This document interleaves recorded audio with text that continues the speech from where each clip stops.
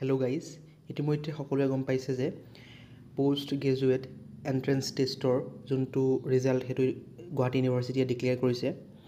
গতিকে আপোনালোকে এইটো ৱেবছাইটত গৈ admissions.guwahati.ac.in গৈ আপোনালোকে সেই নিৰ্দিষ্ট PDF ডাউনলোড কৰিব পাৰিব। আপোনালোকৰ ছাবজেক্ট ৱাইজ সেই ৰিজাল্টবোৰ ডিক্লেয়াৰ কৰিছে। MA in anthropology, MSc in anthropology, MA in Arabic, MA in Assamese. গতিকে এইবোৰ আপোনালোকে যিকোনো এটা লিংকত ক্লিক কৰি আপোনালোকৰ ৰিজাল্ট ডাউনলোড কৰিব পাৰিব, বা আপোনালোকে যোনটো কোৰ্চৰ পৰা এণ্ট্ৰেঞ্চ দিছিলে বা যোনটো কোৰ্চৰ কাৰণে এণ্ট্ৰেঞ্চ দিছিলে সেইটো চিলেক্ট কৰি আপোনালোকে আপোনাৰ নিজৰ যোনটো PDF সেইটো ডাউনলোড কৰিব পাৰিব ৰিজাল্টৰ। গতিকে মই এতিয়া আপোনাৰ MA ইন এডুকেশ্যন এইটোত চিলেক্ট কৰি দেখাই দিছোঁ। আপোনালোকে এই লিংকত ক্লিক কৰিব। ক্লিক কৰাৰ লগত আপোনালোকৰ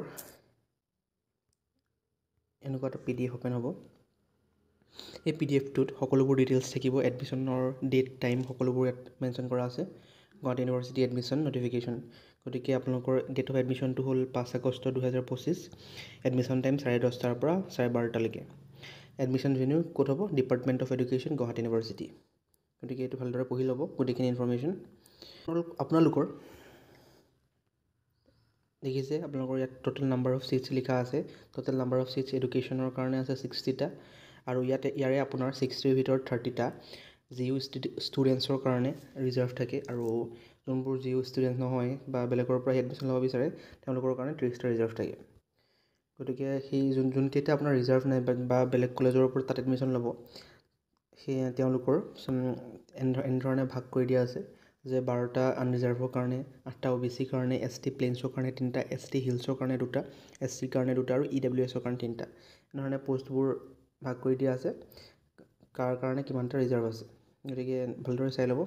আপোনালোকে এডমিশ্যনৰ সময়ত যাওঁতে সকলোবোৰ ডকুমেণ্টছ লৈ যাব, আৰু এখন লৈ যাব এণ্টি ৰেগিঙৰ ডিক্লেৰেশ্যন। আপোনালোকে যোনটো এটা ৱেবছাইট দিয়া আছে সেইটোৰ পৰা আপোনালোকে এণ্টি ৰেগিঙৰ ফৰ্মটো ডাউনলোড কৰিব পাৰিব। ডাউনলোড কৰি ফিল আপ কৰি আপোনালোকে এডমিশ্যনৰ টাইমত লৈ যাব লাগিব। গতিকে এডমিশ্যনৰ ফিজটো কিমান দিছে? 9,040 টকা, 9,040 ৰুপিজ আপুনি এডমিশ্যনৰ সময়ত পে' কৰিব লাগিব। তাৰপিছত আপোনালোকৰ এইখন আছিলে প্ৰভিজনেল মেৰিট লিষ্ট বা ৰেংক লিষ্ট বুলি ক'ব পাৰি। ইয়াত আপোনাৰ যিহেতু 30টা ছিট আছে, যদিহে আপোনালোকে বেলেগৰ পৰা গৈ এডমিশ্যন ল'ব বিচাৰিছে, 30টা ছিটৰ ভিতৰত 12টা হ'ল আনৰিজাৰ্ভৰ কাৰণে। গতিকে চিৰিয়েল নম্বৰ 1 to যিমানলৈকে আপোনাৰ 12টা হয় আনৰিজাৰ্ভৰ ক্ষেত্ৰত, তালৈকে আপোনালোকৰ আনৰিজাৰ্ভৰ কাৰণে সেইটো থাকিব, আনৰিজাৰ্ভৰ কাৰণে থাকিব।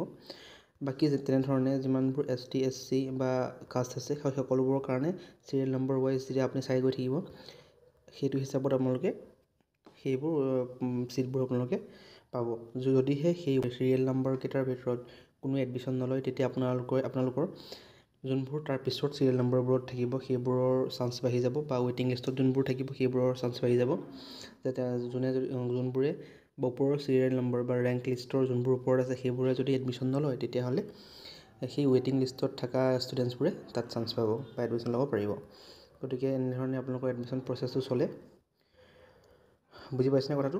যে আপোনালোকে চিৰিয়েল নাম্বাৰ ৱাইজ আহি থাকিব, যে আপোনালোকৰ টোটেল যিহেতু আনৰিজাৰ্ভৰ কাৰণে 12টা, আনৰিজাৰ্ভৰ কাৰণে ইয়াত এনেকৈ আপোনাৰ যোনবিলাক আনৰিজাৰ্ভ কেটেগৰী হয় সকলোবোৰ আহি থাকিব। আহি 12 নম্বৰলৈকে যোনটো থাকিব, ইয়াত যোনটো 12 নম্বৰলৈকে পৰিব তালৈকে আপোনাৰ আনৰিজাৰ্ভৰ ক্ষেত্ৰত সেইকেইটা এডমিশ্যন পাব। যদি সেইকেইটাৰ ভিতৰত কোনো এডমিশ্যন নলয়, তেতিয়া আপোনাৰ তাৰ পিছৰ চিৰিয়েল নম্বৰৰ পৰা এডমিশ্যন ল'ব পাৰিব। গতিকে এইটোৱে আছিলে এই এডমিশ্যনৰ প্ৰচেছটো।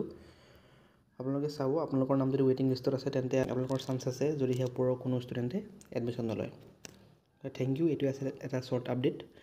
চেনেলটো ছাবস্ক্ৰাইব কৰি দিব এনেকুৱা ধৰণৰ যদি শ্বৰ্ট আপডেট আপোনালোকে আকৌ চাব বিচাৰে। Thank U.